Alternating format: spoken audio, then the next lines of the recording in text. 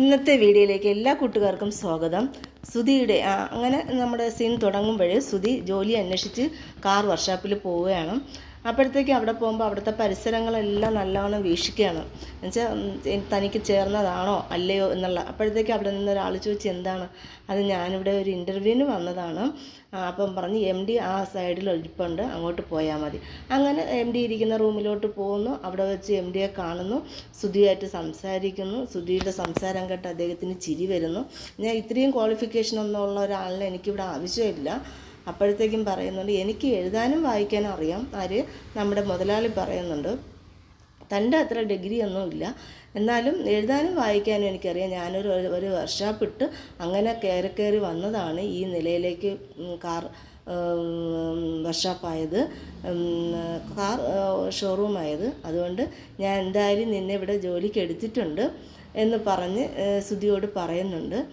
സുധിക്ക് സന്തോഷമാകുന്നുണ്ട്. എന്നാലും വലിയ സന്തോഷം എന്ന് വെച്ചാൽ തൻ്റെ ഡിഗ്രിക്ക് അനുസരിച്ചിട്ടുള്ള ജോലിയല്ലല്ലോ എന്നുള്ള ഒരു വിഷമം മനസ്സിലുണ്ട്. പിന്നെ ശ്രുതിയെ പേടിച്ച് അങ്ങനെ പറയാതിരിക്കുകയാണ്. വർക്ക്ഷോപ്പിൽ പോയി അവിടുത്തെ ആളിനെ വിളിക്കുന്നുണ്ട്. അനൂപേ എന്ന് വിളിക്കുന്നുണ്ട്. അപ്പോഴത്തേക്കും പുറത്ത് വരുന്നു. എന്താണെന്ന് ചോദിച്ചപ്പോൾ പറഞ്ഞ്, ഞാൻ കാർ നോക്കാൻ വേണ്ടി വന്നതാണ്, എൻ്റെ കാറിൻ്റെ ഇതെന്തായി, പണി എന്തായി? അത് ഒരുപാട് പാർട്സൊക്കെ പുറത്തുനിന്ന് വാങ്ങേണ്ടിയുണ്ട്. അതായത് ആ കാറിന് അത്രമാത്രം പണി ഒപ്പിച്ച് വെക്കുകയാണ് പോലീസുകാരന്മാരും. പിന്നെയെന്ന് പറഞ്ഞാൽ ഒരു ഭാഗം ശരിയാക്കി വരുമ്പോൾ അടുത്ത ഭാഗം കംപ്ലൈൻ്റ് ആവുന്നു. ഞാൻ എന്ത് ചെയ്യാനാണ്? നീ ഈ ആഴ്ച തരാമെന്നല്ലേ പറഞ്ഞതുള്ളൂ. ഞാൻ ഈ ആഴ്ച തരാം, പക്ഷേ എന്ത് ചെയ്യാനാണ്? ഓരോ ഭാഗം ക്ലിയർ ചെയ്ത് വരുമ്പോൾ അടുത്ത ഭാഗം കംപ്ലൈൻ്റായി വരുന്നു. സച്ചി തൻ്റെ വിഷമം എല്ലാം പറയുന്നുണ്ട്. ഞാൻ കല്യാണം കഴിഞ്ഞെങ്കിൽ നിനക്ക് അടുത്ത് പിന്നെ കാണിക്കുന്ന സീനെന്ന് പറഞ്ഞാൽ ലക്ഷ്മിയുടെ വീടാണ്. ലക്ഷ്മി പൂമാല കെട്ടിക്കൊണ്ടിരിക്കുകയാണ്. പൂമാല കെട്ടിക്കൊണ്ടിരിക്കുമ്പോൾ ശരത്തിനോട് പറയുന്നുണ്ട്, മോനെ ഒന്ന് രേവതി ഒന്ന് വിളിക്ക്, അവൾ സന്തോഷമായിട്ട് ഇരിക്കുന്നോ അതോ വിഷമിച്ചിരിക്കുന്നോ എന്നറിയാം. അമ്മ അതൊക്കെ അങ്ങ് മാറിക്കാണോ അമ്മ, 2 ദിവസം കഴിയുമ്പോഴത്തേക്ക് അതൊക്കെ സച്ചിയേട്ടൻ മാറിക്കൊള്ളൂ എന്ന് പറയുന്നുണ്ട്. അപ്പോഴത്തേക്ക് ദേവു പറഞ്ഞു, എനിക്ക് തോന്നുന്നില്ല, സച്ചിയേട്ടൻ ദേഷ്യത്തിൽ തന്നെ ആയിരിക്കും മാറുമെന്നുള്ള കാര്യം എനിക്ക് ഒട്ടും തോന്നുന്നില്ല. അപ്പോഴത്തേക്ക് അമ്മ പറയുന്നു, മോളെ നീ എന്തിനാ മോളെ കരുനാക്ക് കൊണ്ട് ഇങ്ങനെയൊക്കെ പറയുന്നതെന്ന് അങ്ങനെ പറഞ്ഞുകൊണ്ടിരിക്കുന്ന സമയത്താണ് നമ്മുടെ രേവതി അവിടെ വരുന്നത്.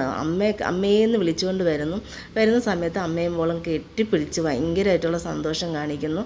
അപ്പോഴത്തേക്കും പറയുന്നു, അമ്മേ, എൻ്റെ ജീവിതം എന്ന് പറയുന്നത് പകുതി കെട്ടിയ പൂമാല പോലെ ആയിപ്പോയല്ലോ അമ്മ എൻ്റെ ജീവിതം എന്ന് പറയുന്നത്. അദ്ദേഹം എന്നെ മനസ്സിലാക്കുന്നില്ല, ഞാൻ എന്ത് തെറ്റ് ചെയ്തിട്ടാണ് എന്നെ ഇങ്ങനെയൊക്കെ കുറ്റപ്പെടുത്തുന്നതെന്ന് അറിയുന്നില്ല. പിന്നെ മോളെ, അവൻ്റെ സ്വഭാവമൊക്കെ മാറും, അവൻ്റെ വിഷമത്തിൽ കൊണ്ടാണ് അവൻ അങ്ങനെയൊക്കെ പറയുന്നത്. അല്ലാതെ അവൻ സ്നേഹമില്ലാത്തവനല്ല, നല്ല സ്നേഹമുള്ളവനാണ്. അവനിപ്പോൾ അവൻ്റെ സാഹചര്യം അനുസരിച്ച് അവന് പൈസ കിട്ടുന്നില്ല.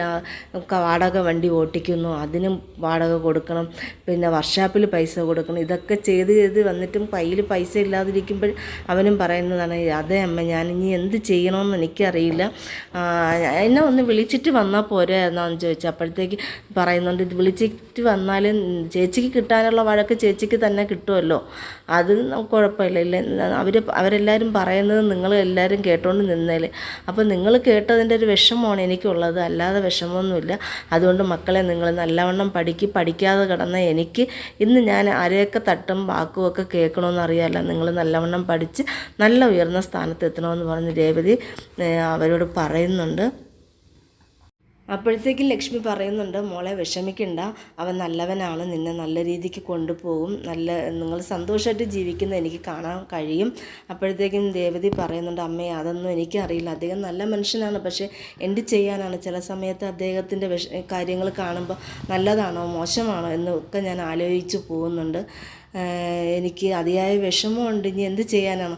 ഇപ്പം വന്ന മരുമോളെക്കുറിച്ച് എന്ത് നല്ല അഭിപ്രായവും, ആ മരുമോളെ സ്നേഹിക്കുമ്പോൾ എനിക്ക് വല്ലാത്ത വിഷമം തോന്നും, ഞാനും അതുപോലെ ഒരു മരുമോളല്ലേ എന്നൊക്കെ പറയുന്നുണ്ട്. രേവതിയുടെ വിഷമങ്ങളെല്ലാം അമ്മയോട് പറഞ്ഞു തീർക്കുകയാണ്. വീഡിയോ ഇഷ്ടപ്പെട്ട ലൈക്ക് ചെയ്യാൻ മറക്കല്ലേ കൂട്ടുകാരെ.